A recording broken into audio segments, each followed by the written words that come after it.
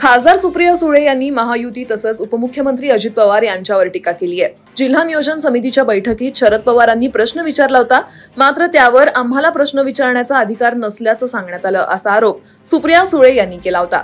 यावर अजित पवारांनी रोखठोक प्रत्युत्तर दिलंय। यासोबत त्यांनी अक्षय शिंदेच्या एन्काउंटरवर देखील भाष्य करत समर्थन करत नसल्याचं म्हटलंय। मनोज जरांगे यांना शरद पवार यांचा पाठिंबा आहे असा आरोप वंचित बहुजन आघाडीचे अध्यक्ष प्रकाश आंबेडकर यांनी केला होता। या आरोपावर राष्ट्रवादी काँग्रेस शरद पवार गटाचे प्रदेशाध्यक्ष जयंत पाटील जोरदार प्रत्युत्तर दिलंय। कोण कोणाच्या जवळ आहे तसंच त्यांनी आरोप केला म्हणजे तसं होत नाही असं जयंत पाटील यांनी म्हटलंय। तसंच त्यांनी अक्षय शिंदे एन्काउंटरवर देखील भाष्य केलं। शिवसेना उद्धव बाळासाहेब ठाकरे पक्षाच्या उपनेत्या सुषमा अंधारे यांनी अक्षय शिंदेच्या एन्काउंटरवर प्रश्नचिन्ह उपस्थित केलंय। आरोपी अक्षय शिंदेनं पोलिसांच्या मांडीवर गोळी झाडली, पण पोलिसांनी थेट त्याच्या तोंडावर गोळी मारली, हे न समजणार आहे असं त्या म्हणाल्यात।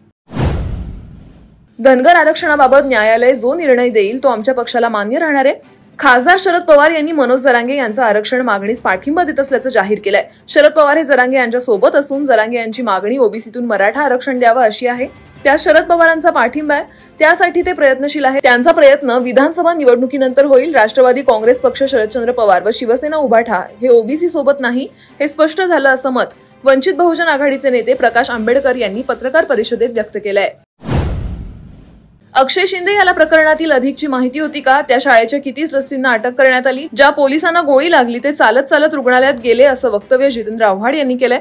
तर लैंगिक अत्याचार प्रकरणातील बड्या धेंडांना वाचवण्यासाठीच अक्षय शिंदे यांचा एन्काउंटर करण्यात आला असंही बदलापूर प्रकरणातील आरोपी अक्षय शिंदेच्या एन्काउंटर प्रकरणी बोलताना जितेंद्र आव्हाड यांनी म्हटलंय।